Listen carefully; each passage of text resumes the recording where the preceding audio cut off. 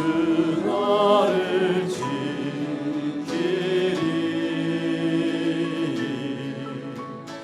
위험한 일을 당할 때 주 나를 지키리.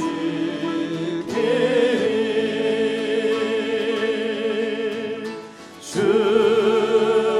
나를 지키리.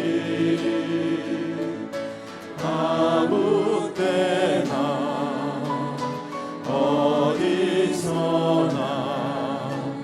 주 너를 지키리.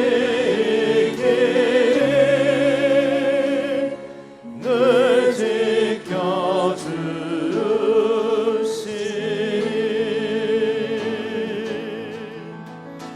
너 쓸 겁니리 하시고 주 너를 지키리.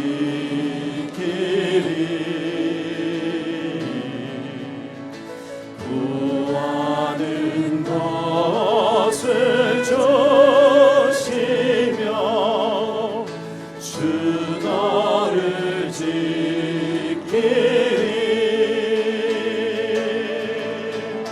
주 너를 지키리. 아무 때나 어디서나 주 너를 지키리. 늘 지켜주시리.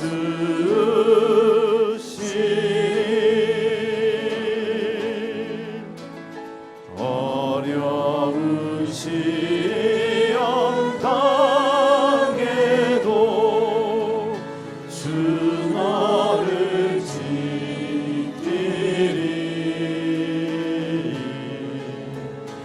구주의 품에 거하라. 주 너를 지키리.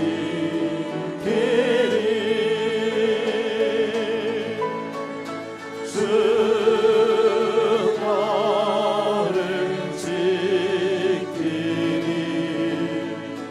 아무 때나 어디서나 주 너를 지키리. 늘 지켜주시리. 4절 다시 한 번 더 찬양하겠습니다. 어려운 시험, 어려운 시험 당해도 주 너를 지키리.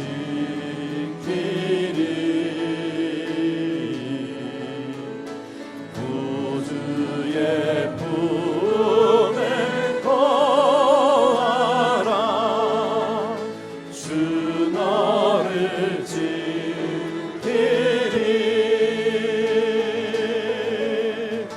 주 너를 지키리. 아무 때나 어디서나 주 너를 지키리.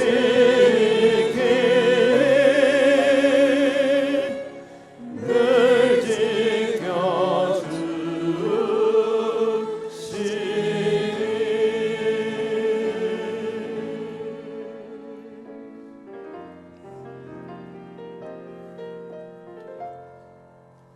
내가 누려왔던 모든 것들이, 내가 지나왔던 모든 시간이,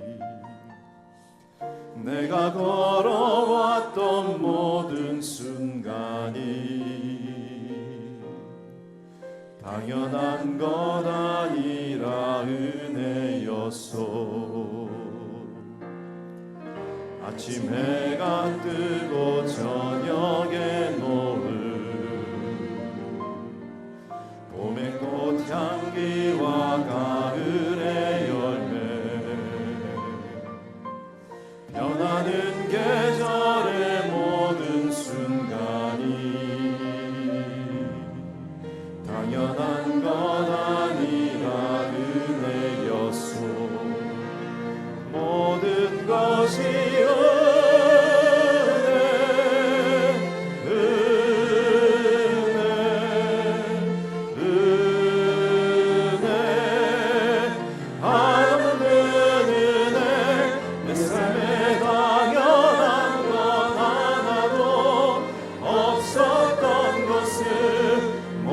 것이 은혜였소.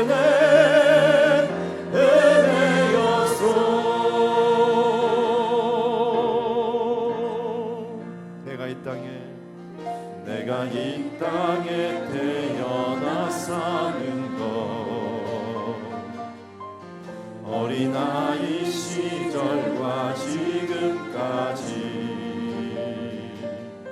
숨을 쉬며 살며 꿈을 꾸는 삶, 당연한 건 아니라 은혜였소.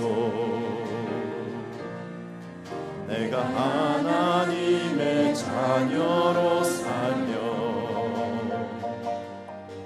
오늘 찬양하고 예배하는 삶, 복음을 전할 수 있는 축복이 당연한 건 아니라 은혜였소. 모든 것이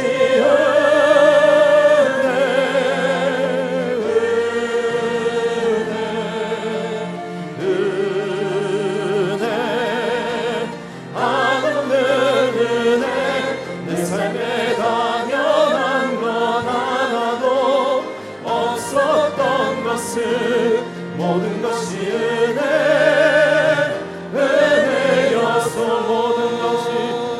모든 것이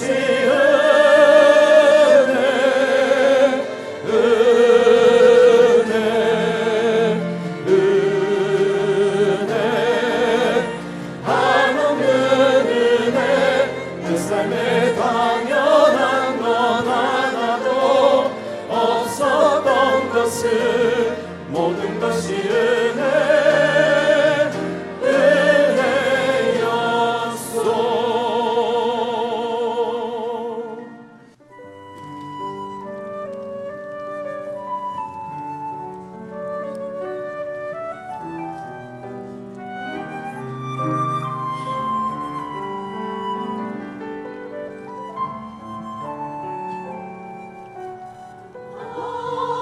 하나님의 사랑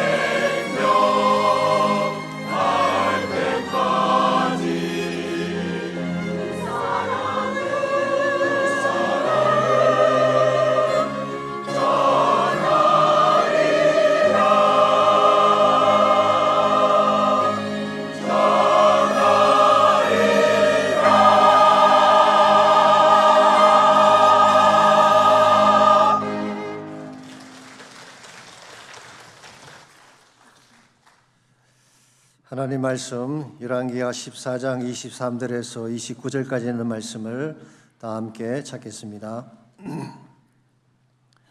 열왕기하 14장 23절에서 29절 한 절씩 교독합니다.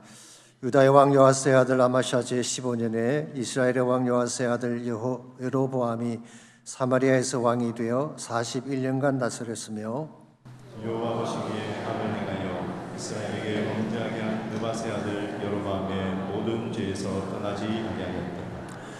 이스라엘 하나님 여호와께서 그의 종 가드 헤벨 아mit대 아들 선지자 요나를 통하여 하신 말씀과 같이 여로보암이 이스라엘 영토를 회복하되 하마드기에서부터 아라바 바다까지 하였으니 이는 여호와께서 이스라엘에 고난이 심하여 맹자도 없고 노인자도 없고 이스라엘을 도울 자도 없음을 보셨고 여호와께서 또 이스라엘의 이름을 천하에서 없이 하겠다고도 아니하셨으므로 요아스의 아들 여로보암의 손으로 구원하심이었더라.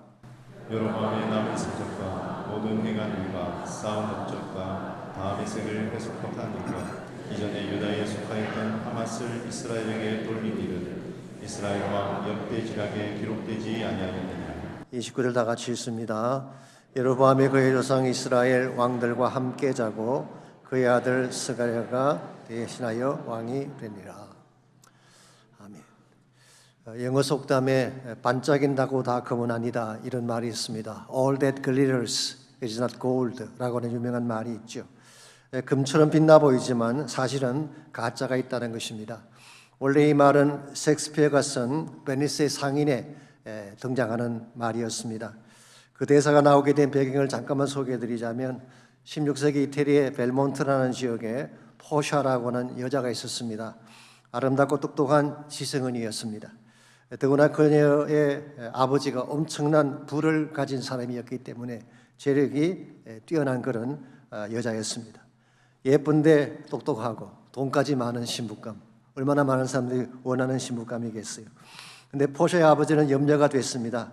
자신이 죽은 후에 재산을 탐내고 자신의 딸을 취하려는 자가 나타나면 어떡하나 걱정이 있었습니다. 그래서 이런 유언을 남겼어요. 3개의 상자를 준비하고 그 속에 포샤의 초상화를 넣은 후에 그 상자를 고르는 자에게 딸을 주라. 그 유언을 남겼습니다. 상자 중에 한 개는 금으로 되어 있는 골든 박스, 또 한 개는 은으로 된 것, 실버 박스, 마지막 3번째 상자는 사구려 납으로 된 베이스 레드 박스, 이 3개의 상자를 준비했습니다. 대개 이런 경우 우리 통밥에 의하면 납으로 된 상자가 정답인 경우가 대부분이죠. 그럼에도 불구하고 모로코의 왕자는 금으로 된 상자를 선택했습니다. 아라곤에서 온 영주는 은으로 된 상자를 선택을 했고 제일 늦게 도착한 베니스 사람 바사니오는 사구려 납으로 된 상자를 선택을 했습니다. 모로코의 왕자가 금으로 된 상자를 열었더니 그 안에는 해골이 들어있었어요. 은으로 된 상자 안에는 광대의 인형이 들어있었고 가장 값싸게 보였던 납상자에서 포샤의 초상화가 들어있었습니다. 모로코의 왕자가 금상자를 열었을 때 그때 인용된 말이 반짝인다고 다 금은 아니다, 이 말이 인용됐어요. 금인 줄 알고 열어보았더니 그 안에는 해골이 들어있었던 것입니다. 여러분, 겉으로 보기에 화려하다고 해서 다 진짜 가치가 아닙니다. 그 속에 무엇이 담겼는가를 보아야 하는 것입니다. 아무리 화려하게 보여도 그 속에 악취가 나는 탐욕이 들어있거나 거짓이 들어있다면 그것은 참된 보화라고 할 수가 없습니다. 그러나 일견 초라하게 보여도 그 안에 진실이 들어있고 참된 사랑과 믿음이 담겨져 있다면 우리는 그것을 보화라고 부르는 것입니다. 그럼에도 불구하고 오늘날 많은 사람들이 모로코 왕자가 선택했던 골든 박스를 택하는 경우가 많이 있습니다. 화려한 금 모양에 속았기 때문입니다. 제가 몇 년 전에 제자훈련 교사님들께 선물로 드렸던 책 중에 가치혁명이라고 하는 책이 있었습니다. 거기에 보면 이런 이야기가 나와요. 뉴욕에 살고 있던 한 부자가 값진 골동품을 많이 수집해서 거실에 진열을 해놓았는데 이번에 6개월 동안 유럽을 여행할 일이 생겼습니다. 즉 집을 비워야 될 일이 생긴 것입니다. 걱정이 있었습니다. 혹시 집을 비운 사이에 도둑이 들어와서 이 값진 골동품을 훔쳐가면 어떡하냐라는 걱정이었어요. 고심하던 끝에 한 가지 아이디어를 생각해냈습니다. 뉴욕 뒷골목에 가서 사골의 그림을 수십 점 사가지고 왔어요. 그리고 그 밑에 가격표를 붙이는데 20만 불, 30만 불 기분이 내키는 대로 가격표를 붙였습니다. 그리고 그 가짜 그림을 골동품 사이사이에 걸어 놓았어요. 이렇게 한 후에 6개월 뒤에 돌아와 보니까 진짜 도둑이 들었는데요. 무엇을 가져갔을까요? 골동품은 그대로 있고 그림만 몽땅 없어진 것입니다. 결국 도둑은 부자가 붙여놓은 가짜 가격표에 속아서 아무 가치도 없는 그림을 목숨을 걸고 가져간 것입니다. 혹시 우리에게는 이와 같은 어리석음을 범할 때가 없을까요? 사실은 가짜인데 세상에 붙여놓은 가격표에 속아서 그것이 성공인 줄 알고 그것을 쟁취하기 위해 목숨을 걸고 달려가는 경우가 없느냐라고 하는 질문입니다. 예컨대 학벌이라고 하는 것, 세상 기준으로 볼 때는 가격이 높은 가치이죠. 그래서 좋은 대학에 들어가려고 많은 사람들이 힘을 쓰지 않습니까? 물질적인 성공, 부자가 되고 큰 사업을 이루고 존귀와 권세를 얻는 것, 세상 기준으로 볼 때 대단한 번영이고 가치입니다. 이것을 얻기 위해서 많은 사람들이 전심을 쏟으며 달려가고 있죠. 저의 말을 오해하지는 마십시오. 저는 그것이 꼭 잘못됐다 그렇게 말씀드리는 게 아닙니다. 크리스찬들은 돈도 벌지 말고 사업은 항상 실패하고 대학에 떨어져서 삼수재수하라 그런 의미가 아닙니다. 예수 믿는 사람들도 범사가 잘 돼야죠. 예수 믿는 사람도 번영하는 삶을 살아야죠. 사실 번영이라고 하는 것, prosperity라고 하는 것 자체는 나쁜 것이 아닙니다. 누구나 바라는 것이죠. 모든 것이 형통하게 잘 이루어지는 것이니까 이걸 반대할 사람이 어디 있겠어요. 그런데 문제는 이것입니다. 외적인 형태만 보고 번영인 줄 알고 그것을 붙잡는 것은 위험하다는 것입니다. 그 속에 무엇이 담겨 있는지를 보아야 하는 것입니다. 예컨대 그 번영 속에 나의 욕망과 이기심이 가득 차 있다면 이건 진정한 번영이라고 부를 수가 없습니다.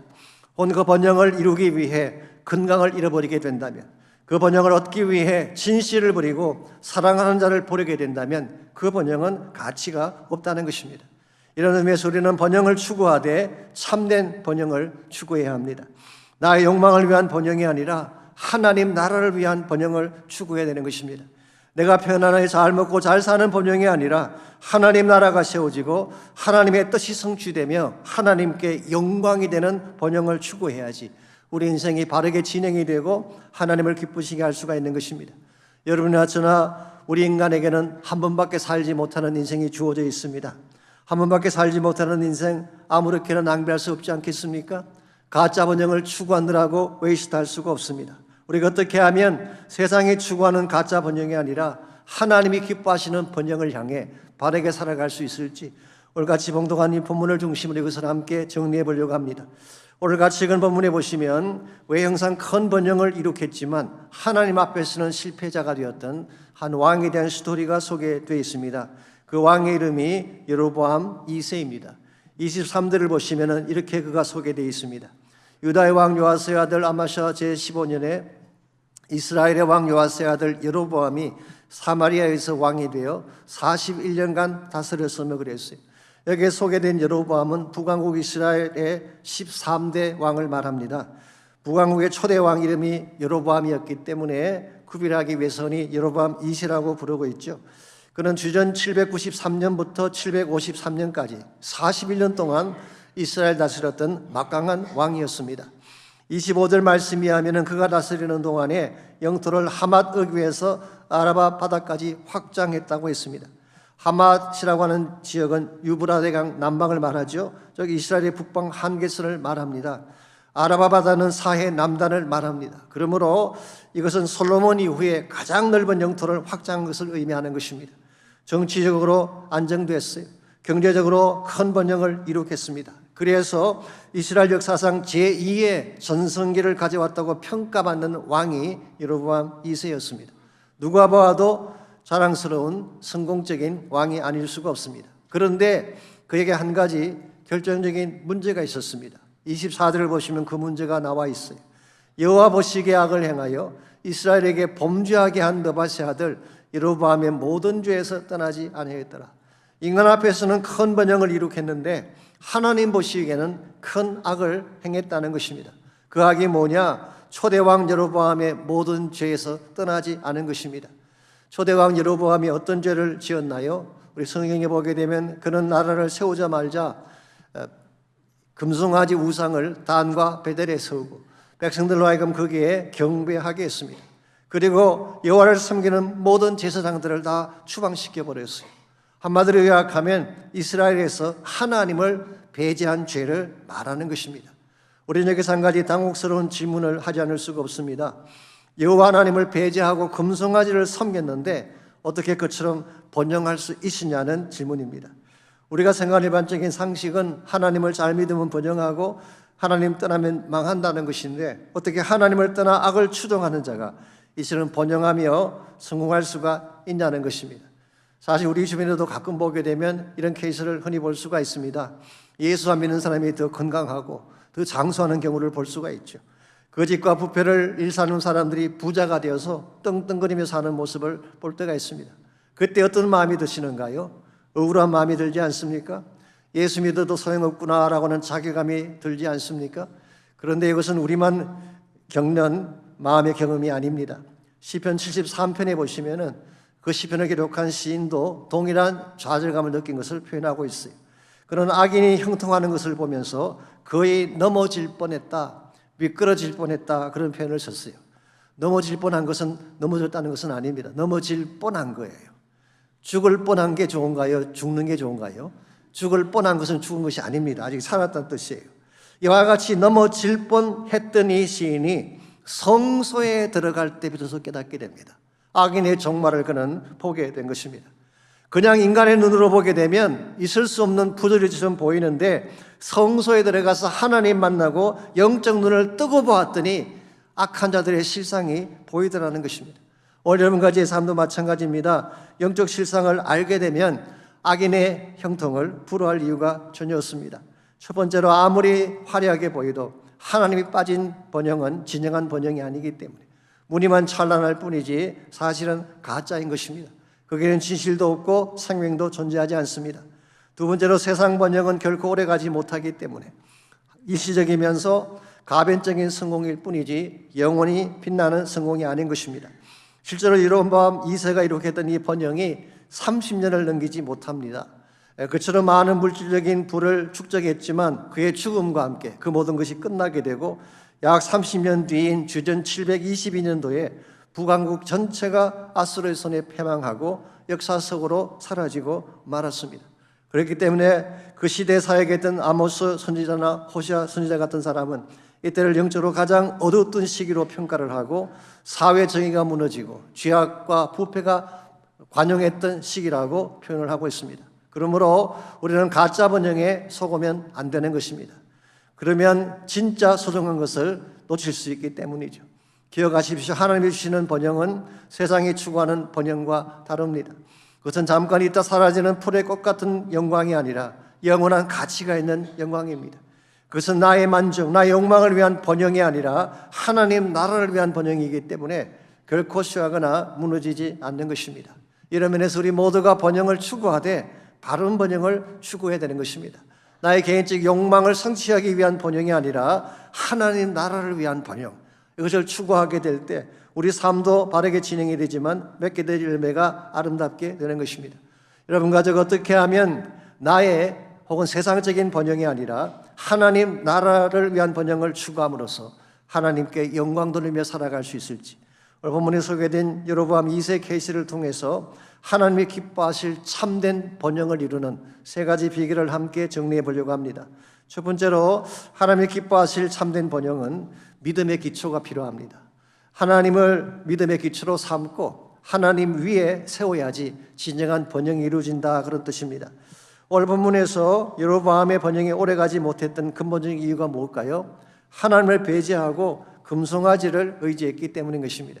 이 금송아지라고 하는 것은 눈에 보이는 가치를 대변하는 것이죠. 혹은 세상에 설정한 가치, 세상이 만든 가치를 대변한다고 볼 수가 있습니다. 하나님은 눈에 보이지 않는데 금송아지는 눈에 보이잖아요. 화려하게 보이잖아요. 그래서 많은 사람들이 하나님 대신 금송아지를 따르는 것입니다. 이 금송아지 중에 대표적인 게 뭘까요? 돈이라고 하는 것입니다. 이 돈이라고 하는 것은 우리 삶에 필요한 도구이긴 하지만 경배의 대상이 될 수는 없습니다. 돈이라고 하는 것은 물질에 불과한 것이기 때문에 생명력이 없습니다. 아무리 많은 돈을 가져도 그 돈이 우리를 죽음에서 건져낼 수가 없습니다. 더구나 영원한 생명을 보장하는 것은 있을 수가 없는 것입니다. 그러므로 정말 지혜로운 사람은 있다가 없어질 돈에게 자신을 맡기는 자가 아니라 영원한 생명 대신 하나님께 자신의 삶을 맡기는 자입니다. 우리가 하나님께 우리의 삶을 맡기게 되면 하나님은 여러분과 저에게 물질적인 축복도 안겨주시고 영적인 축복도 안겨주시는 거예요. 인생의 생사화복을 주관하시는 분이 하나님이시기 때문에 그렇습니다. 사무엘상 2장 6절에서 8절까지를 보면 하나님을 다음과 같이 묘사하고 있습니다. 여호와는 죽이기도 하시고 살리기도 하시며 생사를 주관하신다는 것이죠. 스올에 내리기도 하시고 거기서 올라오기도 하시는다. 스올은 지옥을 말합니다. 지옥에 떨어뜨릴 수도 있고 지옥에서 건져낼 수도 있다는 것입니다. 여호와는 가난하기도 하시고 부하기도 하시며 낮추기도 하시고 높이기도 하시는도다. 가난한 자를 진토에서 일으키시며 빈궁한 자를 거름더미에서 올리사 귀족들과 함께 앉게 하시며 영광의 자리를 차지하게 하시는도다. 땅의 기둥들은 여호와의 것이라 여호와께서 세계를 그것들 위에 세우셨도다. 인생사에서 일어나는 모든 일들은 전적으로 하나님께 달렸다, 그런 뜻입니다. 그러므로 이게 하나님을 배제하고 어떻게 진정한 번영을 이룩할 수가 있겠어요? 그러므로 여러분과 제가 인생을 살아가면서 진정한 차원의 번영, 특별히 하나님의 목적을 위한 번영을 이루기를 원한다면 나에게 주어질 물질적인 이해타산 따지지 말고 하나님을 내 인생의 주인 삼고 그분 말씀을 순종해 가는 것입니다. 그렇게 할 때 하나님께서 여러분의 삶을 아름답게 사용해 주셔서 하나님의 큰 영광이 되게 만드시는 것입니다. 제가 오래전에 KCCC라고, 지금은 이름이 바뀌었습니다마는 KCCC가 주관하는 수양회에 참석을 한 적이 있습니다. 그 당시 김동환 목사가 이곳 책임자로 부임한 지 얼마 안 됐을 텐데요. 마침 그 수양회를 금식으로 진행한다 그래서 저도 이 강사 중에 한 명으로 참석을 했습니다. 금식으로 하니까 참 좋은 점이 많더라고요. 시간이 많아요. 일반적으로 식사 준비하고 먹고 치우느라고 시간을 다 보냈는데 물만 마시니까 뭐 할 일이 별로 없어요. 그저 말씀 듣고 예배 드리는 게 집중할 수 있는 참 좋은 장점이 있더라고요. 그때 함께 강사로 오신 분 중에 한 장로님이 계셨는데 그분이 이런 간증을 학생들 앞에서 하셨어요. 이분은 전주에서 이과대학을 졸업하신 분인데 대학을 졸업할 때 전공을 선택해야 되잖아요. 어떤 과목을 택하면 좋을까 고민을 했는데 일반적으로는 의사분들이 전공을 선택할 때 돈을 많이 벌 수 있는 전공을 선택을 합니다. 그런데 이분은 돈에는 관심이 없었어요. 어떻게 하면 시간을 많이 가질 수 있을까? 시간을 많이 가져야지 복음도 전하고 캠퍼스 사역을 할 수가 있는데, 그러므로 의사라고 하는 직업은 그분에게는 하나의 도구였어요. 수단이었어요. 진짜 그분의 삶의 목적은 복음 전하는 것입니다. 그래서 어떤 과목을 택하면 시간이 가장 많이 남을까라고 고민을 하셨다고 합니다. 사실은 이분은 어릴 때부터 여자를 좋아해서 산부인과를 택하고 싶었는데, 그러면 아시는 대로 시도 때도 없이 아이가 나오니까 스케줄을 잡을 수가 없잖아요. 그래서 그건 빼고 가장 시간이 많이 나는 과목을 추려보니까 딱 두 과목이 나오더래요. 하나는 정신과, 또 하나는 마취과였습니다. 근데 그 당시 이분이 미국으로 올 계획을 가지고 있었기 때문에 만약 정신과를 택하게 되면 정상적인 사람의 영어도 알아듣기가 쉽지 않은데 정신 나간 사람의 영어를 어떻게 알아들을 수 있을까? 그래서 정신과를 포기하고 마취과를 선택한 것입니다. 그런데요, 막상 미국에 와서 병원에 들어가 보니까 그 당시 이야기입니다. 그 당시 어떤 과가 시간당 가장 높은 페이를 받는 과였을까요? 마취과들이에요. 그래서 그는 가장 높은 페이를 받아가면서 마음껏 캠퍼스 사역을 하게 됐다는 그런 간증을 하셨어요. 여러분, 우리가 세상 부활을 포기하고 하나님을 향해 살게 되면 망할 것 같지만 그렇지 않다는 것입니다. 정말 하나님을 내 인생의 주권자로 삼고 그분의 목적을 위해 살게 되면 하나님은 다른 축복도 안겨주시는 것입니다. 그래서 예수님께서 너희는 먼저 그 나라와 그 일을 구하라고 말씀하셨잖아요. 먼저 그 나라를 구하면, 하나님의 뜻을 구하면 나머지 필요한 모든 것은, 그것이 물질적인 것이건 건강에 대한 것이건 하나님이 애더하여 주신다, 더하여 주신다 말씀하신 것입니다. 이런 의미에서 참된 번영, 하나님 나라를 위한 번영을 이루기를 정말 원한다면 하나님을 내 인생의 주권자로 삼고 믿음 위에 살아가야 하는 것입니다. 그때 하나님께서 우리 앞길을 열어주시고 참된 번영을 향해 나아갈 수 있도록 축복을 안겨주는 것입니다. 두 번째로 하나님이 기뻐하실 참된 번영은 말씀을 순종했을 때, 말씀을 순종했을 때에 하나님은 진정한 번영을 꽃피우게 해주시는 것입니다. 25절 말씀 보겠습니다. 여로보암의 번영이 무엇을 따라 주어진 번영인가가 25절에 기록되어 있습니다. 이스라엘의 하나님 여호와께서 그의 종 가드 헤벨 아mit대의 아들 선지자 요나를 통하여 하신 말씀과 같이 여로보암이 이스라엘 영토를 회복하되 하맛 어귀에서부터 아라바 바다까지 하였다고 했어요. 여기 보시면은 요나가 나오죠. 이 요나가 요나서에 나오는 요나와 같은 인물일까요? 예, 같은 인물입니다. 요나서에 보게 되면 요나서에 나오는 요나도 아mit대의 아들이라고 있고 오늘 본문에서도 아mit대의 아들이라고 했습니다. 사실 오늘 이 말씀이 구약에 기록된 요나에 대한 유일한 기록이긴 합니다만은 만일 그렇다면 요나서는 우화도 아니고 픽션이 아니고 역사적 사건인 것을 알 수가 있죠. 그리고 가드 헤벨이라고 하는 것은 요나가 태어난 고향을 말하는 것입니다. 이 가드 헤벨 지역은 나사렛 북쪽 한 4.8km 지점이 있다고 하는데요. 유명한 교부 제롬은 바로 그곳에 요나의 무덤이 있다고 그렇게 소개하기도 했습니다. 한 가지 재미있는 사실은 예수님의 고향과 가깝다는 것이죠. 예수님도 나사렛 사람이었잖아요. 이걸 보게 되면요, 요한복음 7장 52절에서 유대 종교 지도자들이 니고데모에게 했던 말은 틀린 말입니다. 이런 말을 했어요. 갈릴리에서는 선지자가 나지 못하느니라. 여러분, 요나는 갈릴리 출신 선지자예요. 나사렛 지역은 갈릴리 지역에 있는 것입니다. 그 당시 종교 지도자들은 성경에 대해서 전문가라고 생각했지만 실상은 무식했던 것이죠. 자, 어쨌든 간에 여호와께서 요나를 통해 하신 말씀과 같이라고 했는데 구체로 이 말씀이 어떤 말씀을 의미하는 것일까요? 사실 성경 자체가 기록하고 있지 않기 때문에 정확하게 말씀드릴 수는 없지만 짐작해 보는 것은 충분히 가능합니다. 이것은 요나가 했던 니느웨 사역과 관련이 있는 것 같고요. 또 니느웨 사역이 결과적으로 여로보암의 통치 시절에 영토를 확장한 것과 연결이 되어 있는 것 같습니다. 여러분 잘 아시는 것처럼 요나는 원래 니느웨로 가라는 하나님의 말씀을 불순종해서 다시스로 가지 않았습니까? 그랬다가 풍랑을 만나고 물고기 뱃속에 들어가는 경험을 한 후에 그는 비로소 니느웨로 갔습니다. 그리고 그 지역에 복음을 전한 결과 온 니느웨 성이 회개하는 역사가 일어났다. 그렇게 요나서가 기록하고 있죠. 그런데 여러분, 이 니느웨가 어느 나라 수도인지 아십니까? 바로 아수르의 수도예요. 아마도 요나가 처음 갔을 때 아수르는 아직 거대한 제국이 아닌 신흥 국가였을 가능성이 많습니다. 그런데 요나가 방문한 이후에 급성장하면서 그 당시 이스라엘을 괴롭히던 아람과 시리아와 대치하게 된 것입니다. 지금까지는 시리아라는 나라가 근동 지역을 지배하는 제국이었기 때문에 끊임없이 이스라엘을 공격해왔고 많은 영토를 빼앗아갔죠. 그런데 신흥제국인 아수르가 등장하게 되면서 아수르와 싸우느라고 이스라엘을 다룰 여유가 없었어요. 뿐만 아니라 그 당시 아수르 내에서도 분열이 일어나서 서로 남쪽에는 작은 나라인 이스라엘을 핸들할 시간이 없었던 것입니다. 이 틈을 타서 여로보암이 아람에게 빼앗겼던 영토를 빼앗고 이 영토 확장을 기하게 된 것입니다. 그러므로 여로보암 2세의 번역은 쉽게 말하면 국제 정세로 말미암은 오부질이었을 가능성이 훨씬 더 많다는 것입니다. 그렇게 본다면 여로보암 2세의 번역은 그가 유능해서가 아닙니다. 요나의 말씀 순종이 가져온 번역이라고 할 수가 있습니다. 이와 같은 문맥에서 오늘 본문을 다시 보시게 되면 요나를 통해 여로보암에게 들려주신 말씀이 무엇일까? 아마 이런 것일 것입니다. 너도 말씀에 순종해라. 그럼 내가 너에게 준 모든 형통이 진정한 축복이 될 것이다 라는 말씀일 가능성이 많죠.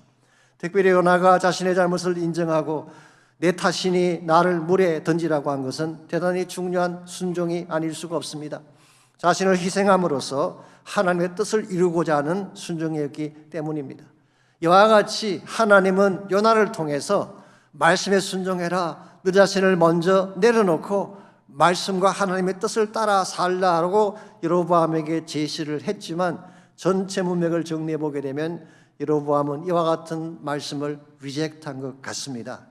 오히려 그는 주어진 성공을 움켜잡고 그 성공을 자신의 영광을 위해 쓰고자 한 것, 이것이 그의 번영이 오래가지 못하고 몰락하게 된 두 번째 이유라고 할 수가 있습니다. 여러분 기억하십시오. 참된 번영은 하나님 말씀에 순종하여 나를 던질 때 주어지는 것입니다. 진정한 번영은 내가 높아지는 것이 아닙니다. 내가 누리는 것이 아니에요. 오히려 나를 던지고 나를 죽임으로써 생명이 살아나게 하고 복음이 일어나게 하는 것이 진정한 번영인 것입니다. 우리가 이와 같이 나 자신을 던져서 나를 희생함으로, 나를 포기함으로 하나님의 뜻을 세워 나가게 되면 하나님은 우리를 통해 하나님 나라의 번영을 일으켜 주시고 우리가 상상할 수 없을 놀라운 축복으로 우리 삶을 인도해 주시는 것입니다. 어제 오해 올림픽가에서 한인축제 프레이드가 있었잖아요. 참 자랑스럽고 좋은 시간이었다고 생각을 합니다. 그러나 저희 한인들에게는 잊혀지지 않는 또 하나의 사건이 있죠. 그것은 1992년도에 일어난 LA 폭동 사건입니다. 그 당시 많은 이야기들이 있습니다만 그 중에 이런 실화 하나가 있습니다. 사우스 센트럴 지역에서 마켓을 하시던 한국분이 계셨는데요. 그분은 신실한 크리스찬이었습니다. 그는 매일 아침 가게 종업원들과 예배를 드리고 함께 신앙생활을 했습니다. 비록 흑인들과 멕시칸들이었지만 정말 형제같이 대하면서 예수님의 사랑을 실천을 했는데, 그런데 그러던 중에 4.29가 터진 것입니다. 아시는 대로 그 당시 사우스 센트럴 지역의 모든 한인 가게 다 불탔어요. 그래서 자신의 가게도 분명히 불탔을 것이다 생각을 하고 며칠 후 그곳에 가보았더니 뜻밖에도 가게가 그대로 있는 것입니다. 어떻게 이런 일이 가능했을까 알아봤더니요, 가게에서 함께 일하던 종업원들이 폭동 당시 전부 가게를 둘러서서 이것만은 태울 수 없다고 지켰기 때문에 그 가게만은 상하지 않았다는 거예요. 그때 집사님이 깨닫습니다. 아하, 이것은 하나님이 지켜주신 것이구나. 이 사실을 깨닫고 하나님께 감사 기도를 드렸어요. 근데 그때 마침 흑인 노인 한 분이 우유를 사러 왔습니다. 하나님께 너무 감사한 나머지 그 노인에게 우유를 그냥 주었어요. 그리고 가만히 생각해 보니까 이 가게에 있는 모든 것이 내 것이 아니라 하나님의 것이라는 생각이 들었습니다. 불탔더라면 모두 사라지고 말 것인데 하나님이 보호해 주셨기 때문에 남아있다는 사실을 알게 된 것입니다. 그래서 그는 아예 그 지역에 광고를 냈어요. 필요한 것은 무엇이든 다 가져가십시오. It's all free. 공짜입니다. 그리고 오는 사람들에게 가진 물품을 나누어주고 그들을 정말 정성을 다해 대접하며 먹이는 사역을 하셨어요. 그리고 나서 다시 물품을 사서 가게를 채우고 장사를 했는데 어떻게 됐을까요? 그 주변 가게들이 다 불타고 없으니까 모든 사람이 그 가게에 올 수밖에 없잖아요. 엄청난 대박이 터져서 6개월 만에 60만 불의 수익을 올리고, 그 당시 60만 불은 큰 돈입니다. 이 돈으로 나중에 이분이 선교사에게 헌신하게 됐다고 하는 실화가 남아 있습니다. 이와 같은 것이 하나님 나라를 위한 번영이라고 생각합니다. 나에게 준 축복을 내가 움켜잡는 것이 아니라 이것을 나누고 베품으로 주님의 사랑을 실천하고 복음의 진보를 나타내는 것이 진정한 차원의 번영이라는 것입니다. 여러분과 제가 하나님의 말씀을 따라 하나님의 뜻을 따라 이런 순종을 해나갈 때에 우리 때문에 이 땅이 밝아지게 되고 하나님의 나라가 펼쳐져 가게 되는 것입니다. 그러므로 여러분과 제가 참된 번영, 하나님 나라를 위한 번영을 이루기를 원한다면 1차적으로 우리 삶을 믿음 위에 세워야 되는 것입니다. 하나님을 배제한 번영은 가짜 번영입니다. 두 번째로 말씀을 따라 나를 내려놓고 하나님의 뜻을 순종할 때에 우리를 통해 하나님 나라의 번영을 이루어 가시는 것입니다. 마지막 세 번째로 하나님이 기뻐하실 참된 번영을 이루려면 은혜를 인식하는 자세, 은혜의 인식이 필요합니다. 모든 번영 뒤에는 하나님의 은혜가 있습니다. 즉 내가 잘나서 성공한 것이 아니라 하나님이 도우셔서 성공하게 된 것이라는 것이죠. 이 사실을 인식하고 은혜에 합당한 삶을 살 때 우리는 참된 번영을 이룰 수가 있는 것입니다. 26절 27절을 보십시오. 여로보암 시절 이스라엘이 적군의 발에 밟히지 않고 번영하게 된 이유를 이렇게 소개하고 있습니다. 먼저 26절입니다. 이는 여호와께서 이스라엘의 고난이 심하여 매인 자도 없고 노인 자도 없고 이스라엘을 도울 자도 없음을 보셨고, 우리말 번역은 사실 조금 어렵습니다. 그런데 영어 번역이 조금 더 쉽게 되어 있어요. NIV 번역을 봤더니 여호와께서 이스라엘에 있는 모든 사람, 노예이건 자유자이건 모든 자가 다 쓰디쓴 고통 가운데 있는 것을 보셨는데 There was no one to help them. 그들 가운데 어느 누구도 도울 자가 없었다. 즉 하나님께서는 아무도 도울 자가 없는 이스라엘 백성의 고통을 보시고 그들을 돕기 위해 개입하신 것을 의미하는 것입니다. 이것이 하나님의 긍휼이에요. 하나님은 예나 지금이나 고통 가운데 있는 자기 백성을 절대 외면하지 않습니다. 여러분이 아파하시는 현장, 고통당하는 현장을 다 지켜보시고 그 현장에 개입하시는 것이 하나님의 긍휼인 것입니다. 그리고 27절입니다. 여호와께서도 이스라엘 이름을 천하에서 없이 하겠다고도 아니하셨으므로 요아스의 아들 여로보암의 손으로 구원하심이었더라. 사실 이스라엘 백성이 그동안 지었던 죄를 생각하면 당장 심판하고 진멸해야 되는데 하나님이 그렇게 안 하셨다는 것입니다. 그래서 여로보암의 손으로 그 고난 가운데 있는 이스라엘을 건져내신 사실을 말하는 것입니다. 마땅히 진멸해야 될 이스라엘을 진멸하지 아니한 것을 뭐라고 표현하면 좋을까요? 우리는 그것을 은혜라고 하는 것입니다. 마땅히 진멸당해야 되는데, 마땅히 심판해야 되는데 심판하지 않고 살려주신 것이 바로 하나님의 은혜인 것입니다. 바로 열왕기하 13장 23절을 보게 되면 이 하나님의 언약은 언약 때문에 주어진 것이라고 설명하고 있습니다. 여호와께서 아브라함과 이삭과 야곱과 더불어 세우신 언약 때문에 이스라엘에게 은혜를 베풀며 그들을 불쌍히 여기시며 돌보사 멸하기를 절개하지 아니하시고 이때까지 자기 앞에서 쫓아내지 아니하셨더라.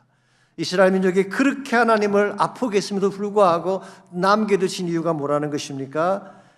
아브라함과 이삭과 야곱과 맺은 언약 때문에 그 피의 언약을 보고 은혜를 베푸신 결과 그들을 남겨두셨고 여로보암 2세의 손을 통해 그들을 건져낸 사실을 말하는 것입니다. 이와 같이 지금 이스라엘 민족이 아직도 존재하게 된 이유, 혹은 여로보암 2세가 이와 같은 번영을 이룩하게 된 근본적인 이유가 하나님 은혜 때문인데 이 사실을 망각하고 마치 자기가 잘나서 성공한 것처럼 생각한다면 이건 파멸로 갈 수밖에 없는 것입니다. 오늘 본문에서 여로보암의 번영이 아름답지 못했던 세 번째 이유가 여기에 있습니다. 은혜를 은혜로 인식하지 못하고 은혜를 쏟아버렸기 때문에 그런 결국 패망으로 가게 된 것입니다. 혹시 여러분과 저에게는 이와 같은 우를 범할 때가 없는지요? 고통 중에 있을 때, 내가 갈 바를 알지 못할 때 하나님께서 우리를 찾아오셔서 우리를 건져주셨어요. 내 힘으로 도저히 일어날 수 없을 때에 하나님이 능력의 손을 펴셔서 우리를 끄집어내어 주셨는데 이 사실을 망각해버리고 내가 잘나서 잘 살게 된 줄 알고 하나님 은혜와 상관없이 살아가게 된다면 여러분이나 저도 여로보암의 길을 따라가게 되는 것입니다. 이런 의미에서 우리에게 주어진 번영이 어떤 차원이든 이 모든 번영은 하나님이 주셨다는 사실을 기억을 해야 되는 것입니다. 그리고 이 하나님의 은혜에 합당한 삶을 살아가야지 우리를 통해 하나님 나라가 이루어지고 하나님 목적이 성취가 되는 것입니다. 그럼에도 불구하고 우리는 많은 경우에 은혜를 당연시하고 때로는 은혜 앞에 불평을 늘어놓을 때가 있습니다. 어떤 심리학자 한 분이 재미있는 실험을 했는데요. 어느 동네 한 구역을 선택을 해서 매일 아침마다 $100짜리 지폐를 그 집 앞에 놓았어요.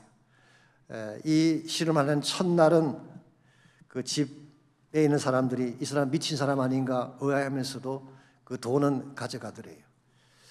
둘째 주쯤 되자 현관 앞에 나와서 돈을 기다리는 사람들이 있었어요. 이 돈을 매일 갖다 놓으니까 기다리는 사람이 있었어요. 세 번째 주가 되니까 돈 받는 것을 전혀 이상하게 생각하지 않았고 네 번째 주가 되었을 때는 아주 당연한 것처럼 돈을 집어갔다고 합니다. 시험 기간이 끝나고 즉 한 달이 지난 후에 이 심리학자가 이번에는 돈을 집 앞에 놓지 않고 그냥 동네를 지나갔습니다. 그랬더니 이 사람들이 어떤 반응을 보였을까요? 그동안 주신 은혜 감사합니다 했을까요? 아닙니다. 화를 내면서 왜 오늘은 안 주고 그냥 갔냐고 따지더라는 것입니다. 이게 사실은 일반적인 사람들의 마음 자세예요. 은혜를 베풀면 거기서 감사해야 되는데 또 다른 것을 구하고 또 다른 것을 구하고 끊임없이 클레임하고 클레임하며 살아가기 때문에 하나님이 무엇을 주어도 만족하지 못하는 이것은 불행한 인생이 아닐 수가 없습니다. 정말 하나님이 기뻐하는 바른 자세는 반대입니다. 나에게 주신 은혜를 감격해하고 우리 모두가 이 은혜의 빚진 자 된 사실을 고백하며 어떻게 하면 이 빚을 갚을 수 있을까? 이와 같은 마음의 자세로 인생을 살아가게 된다면 하나님의 은혜는 값진 은혜가 되고 하나님을 통해 이룩하게 될 열매는 가장 부유하고 아름답게 되는 것입니다. 여러분 기억하십시오. 우리 모두는 주님 없이는 하루도 살 수가 없습니다.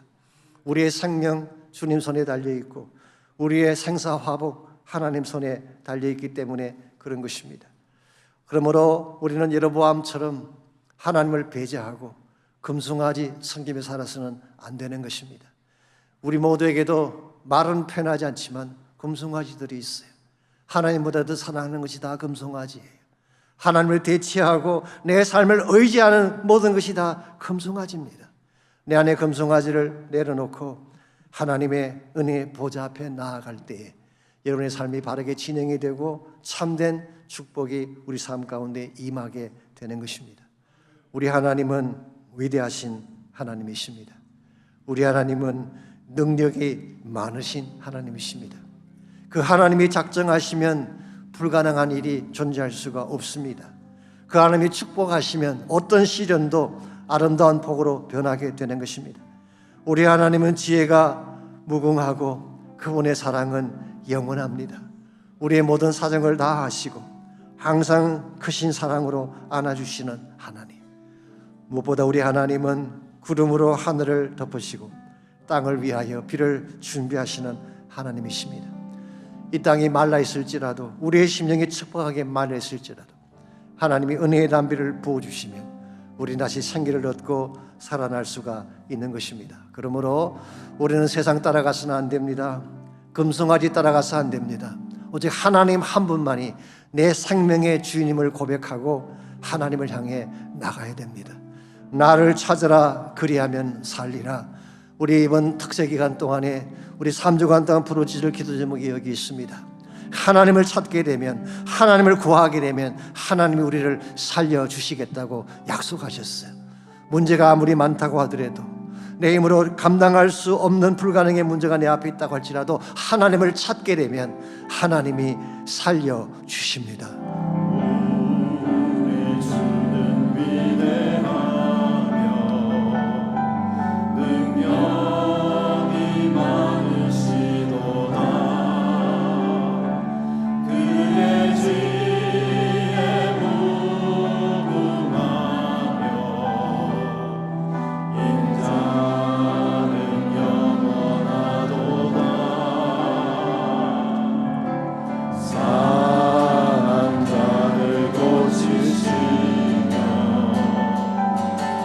상처를 사면시도다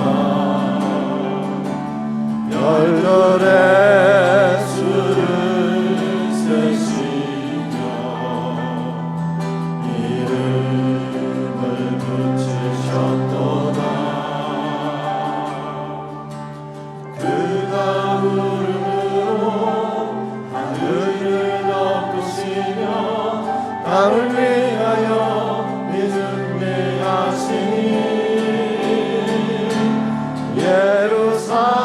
예루살렘아 여호와를 찬송할지어다 내 하나님을 감사함으로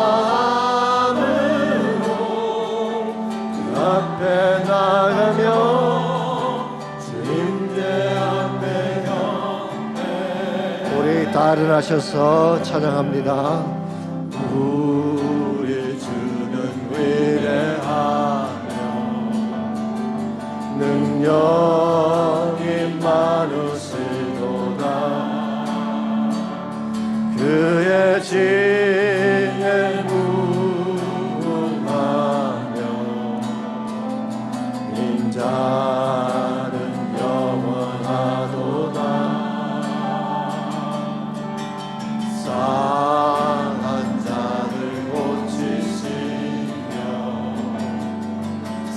상처를 싸매시도다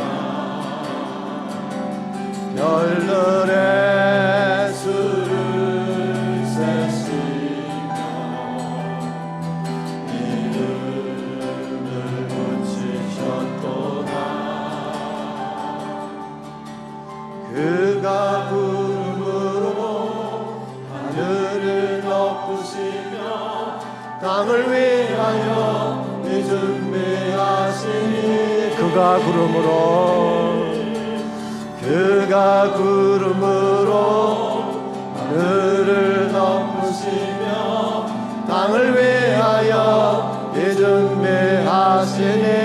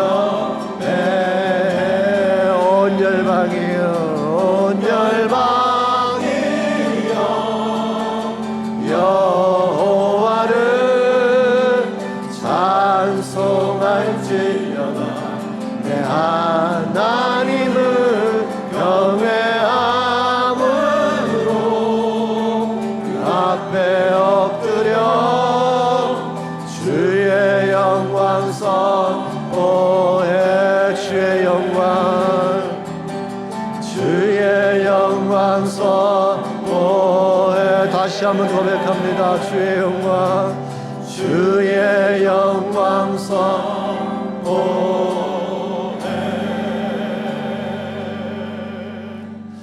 하나님 감사합니다. 우리를 위하여 피를 준비하시고 메마른 우리 심령 가운데에, 말라 비틀어진 이 땅 가운데에 은혜의 담비를 쏟아 부어주시니 감사합니다.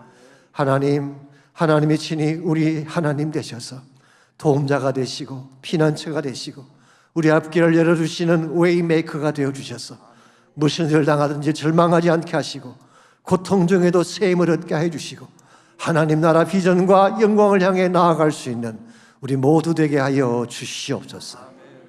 이제는 우리 구주 예수 그리스도의 은혜와 하나님 아버지의 무한하신 사랑과 성령님의 충만한 임재하심이 예배를 마치고 돌아가는 모든 사랑하는 성도 한 분 한 분에게, 그들의 가정과 삶의 터전과 자녀들과 자손들 위해 이제로부터 항상 함께하여 주시기를 우리 주님 예수님의 이름으로 간절히 축원하옵나이다.